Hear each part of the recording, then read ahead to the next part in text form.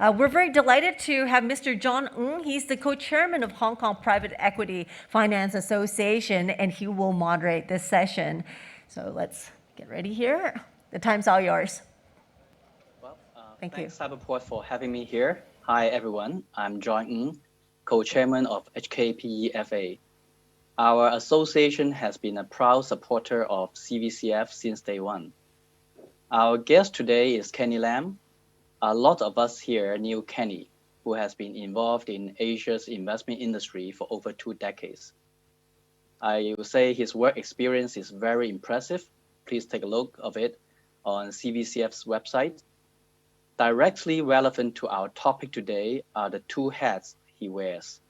The Asia CEO of the $60 billion 2 Sigma Fund, and the Asia Council member of the Nature Conservancy. Let's dive in. Hi, Kenny. Hi, John. My first question for you is, how does 2 Sigma use data and technologies as its competitive advantage? It's a good starting question. And our firm is actually founded on the premise that we should think of investing as a scientific endeavor. With that in mind, all of our scientific endeavors have been based on the usage of data and applying advanced technologies in using that data. So if you think about investing, for many, many years, it has been relying on very, very smart people looking at the market's information and making investment decision calls. Our approach, we're of the view that we should try and take emotion away from investing and try and analyze as much as we can public and available data in a legal and compliant way for us to invest. So we started 20 years ago with that premise. We've grown quite rapidly since. But we've never really veered away from that principle, which is a scientific, systematic approach to investing. So that's basically how we think about the investment world. We've applied it to the public markets, but now we're also looking at private investments and applying our data science capabilities to that sector as well. Well, we'll talk about the private side later. What you just described is 2 Sigma as a whole. It's a very big organization. But you, as the Asia head, how do you need to modify that approach in order to adapt to Asia? For example, last time you mentioned China's new regulation about data usage. How do you need to modify? Well, we don't. The overall approach is not. We're not modifying it. But the way that we're looking at each markets and the way we engage our data partners, the way we look at regulations and make sure that we're complying with each market's regulations will be different.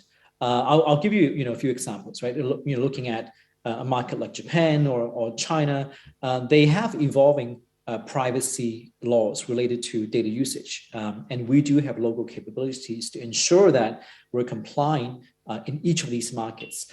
With that in mind, it also implies that the type of data that we could use in each market and what we could use in terms of how we process these data will actually be different. But the overall approach will not be modified for each market, but how we use the data will be different. Yeah. On that,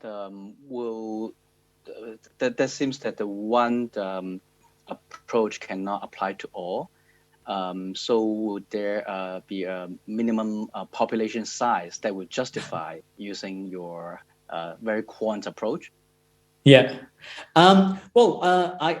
I think there is a certain requirements in terms of the depth of the capital market that would justify us looking at that particular market, right? So if you in Asia, for example, in the public market side, we're trading in about 9 markets. It's a combination of not only on the data availability, but also how deep the capital markets is and how much can we trade in each market. So I think that's probably broadly the requirement for markets that tends to be younger and less sophisticated. We tend to stay on the sideline a bit. But overall, Asia, we found that there are quite a number of markets that we could actually invest in. For a market like China, we're seeing acceleration too. One example is we started building our domestic team a year and a half ago. We started really having a team starting trading domestic commodities markets, starting trading the futures markets. We're seeing the market actually growing quite rapidly. From a certain number of size of contracts to now growing probably 40-50% in literally in 18 months. So we're very excited. I think in Asia, not only do you see large data ecosystem that we could analyze and make decisions on, but also the capital markets are becoming very deep. And so we're looking at Asia as one of our growth markets. Mm-hmm. Well, let's talk about the most important aspect, the private side, as this is the CVCF forum here. Yeah. And how do you apply such data capabilities to venture capital investments? Be aware, your answer might make some of us lose our jobs. I think 20 years ago, when we look at the public markets, we believe it's one of the most difficult markets to really apply scientific data science capabilities to that particular market. I think we've worked really hard for the last 20 years to make it happen. We believe that the next wave could be the private investment sector. Similar concept, which is that the whole investment exercise can actually be supported or even be displaced by lots of data science. Now, I think on the private side, we're still in a very early stage. We launched Two Sigma Ventures a few years ago. We started really applying our data science and scientific approaches to venture investing. We don't think yet that the whole deal cycles can be displaced simply by having a lot of machines and a lot of data. But we're starting to apply certain parts of it to it. For example, we've been quite active in helping portfolio companies that we invest in with data science. We've been quite active in analyzing the markets we want to be in using a lot of data science. But can you source deals with simple data science? I don't think you could replace it completely yet. I think we're still really early stage and just scratching the surface.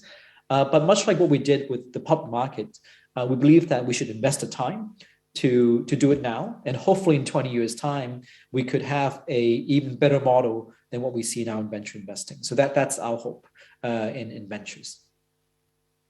That's great. 20 years looks like a good time for me. At least I will have retired. I hope I'm still working actively to see this through. This is very exciting, we think. Great. Well, let's shift gear to another big topic today, impact investing. Everyone talks about impact investing. Two Sigma is probably no exception. Could you share with us your firm's views and strategy on this? Yeah, it's everyone talks about ESG and impact investment. When we think about ESG and impact investing, immediately we think about a few things: environmental sustainability. We think about corporate governance, and I think we care less about the impact on human capital. So our approach on impact investing is actually slightly different. We focus more on the impact on human talent with the advancement of AI, machine learning. How should we think about reskilling the workforce to ensure that the human capital can be sustainable? We started this actually in the US, where we're seeing some unique trends. The participation rate of employment has been dropping. What that means is even though you have a better employment rate through this COVID period, the actual workforce is actually declining. You're starting to see employees becoming less interested to be part of the workforce. And we believe that a good part of that is related to replacement of certain skill set by machines, by automation, by AI. And we will see that trend continuing. That's why in our impact investing, our focus is in investing in companies that can enable a sustainable human capital. How do you reskill human talent? How do you build a business model that can really amalgamate the best of AI and machine learning with the best of human talent, right? So that's our focus in the US. I think in Asia, we're starting to see that too. I mean, we heard about the term 躺平, right, which is simply lying down in China. And we see that also in Japan, in an aging society where you have a workforce that is less active. I think, we see the cycle perhaps coming faster than we would want. And therefore, we believe that investing in companies can really build the human talent is important. These includes a few things, as I mentioned. I think, how do you reskill a workforce when the cycles are so short, right? And how do you make sure that you build companies that can really take on the uniqueness of human talent, but also bring in, all the things that are good about technology. And there's, certain sectors that are, they're potentially more ripe for this, right? If you look at financial services, it's an area that we're starting to see a lot of automation. And, even we invested in an insurance company, risk assessment is now, very much automated. Client servicing could also be fully automated. Well, how do you make sure that you put the human talent and capital in such business model is what we're looking at. Mm-hmm. Mm-hmm. Great. I was actually going to ask you, because reskilling is definitely a very interesting angle of impact investing. So besides insurance company recruiting, on a no-name basis, any specific deals that you have come across?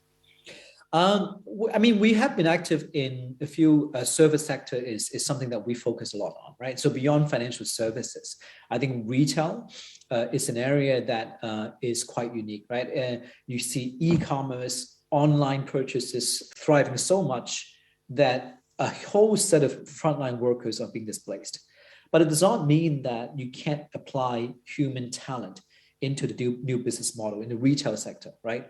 And so that's why we're now investing in companies looking at the particular retail sector across different types of retail sectors, in tourism, in e-commerce, all of that, hotel sector.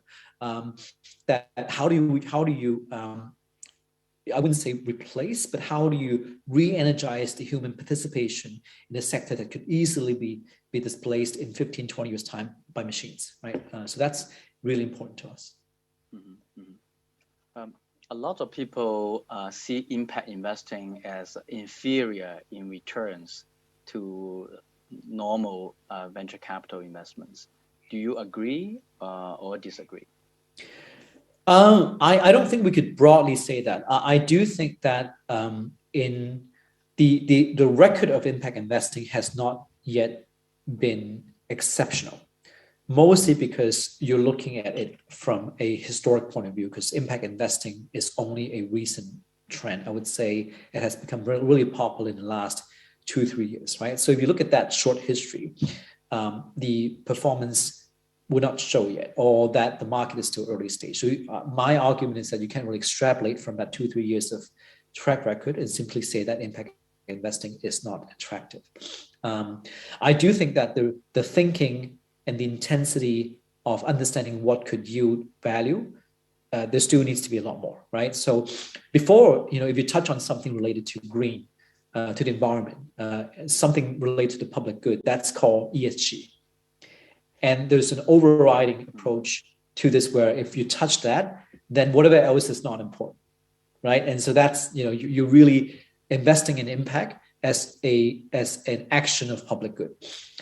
But I think now it needs to have both investment return performance, but also, producing measurable results on ESG, right? And that's why if you see the current approach is a lot more robust. It has, key metrics related to ESG, right? If it's about governance, right? Do we have anything related to diversity that can really be measured? If it's related to environment, what kind of impact or carbon footprint that you will be able to reduce? If it's related to impact investing, the way we see it, well, how many employees and how much of the market are we reskilling over time? So that's quantifiable. At the same time, the business model has to be sound. So same investment concepts, right? What is the IRR? Do we see a founder and a leader that we can invest in? All of that still apply.